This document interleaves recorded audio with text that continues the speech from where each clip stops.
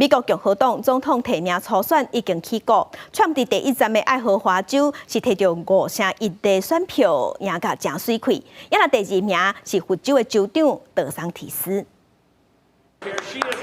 共和党总统初选伫爱荷华州起过，东港虽然有北极寒流，部分地区降到摄氏零下43度，选民犹原唔惊风势，出席的人真踊跃。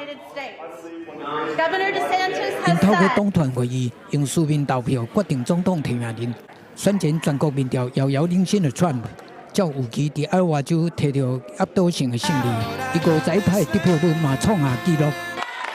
They said, well, if you win by 12%, that's a big win. That's going to be very hard to do. Well, I think we more than doubled that, I guess, tripled it maybe.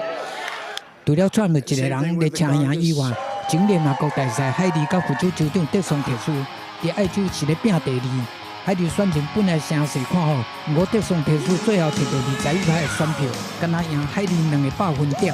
Because of your support, in spite of all of that they threw at us, everyone against us, we've got our ticket punched out of Iowa. 海莉虽然是排第三，不过伊有缘拼落去。 Our campaign is the last best hope of stopping the Trump-Biden nightmare. But it's more than that.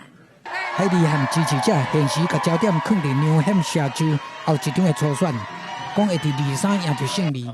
那印度的企业家拉马斯瓦米伫爱州初选失利，敢若摕到7.7%左右的得票率，排名第4，已经宣布退选，翻头来支持川普。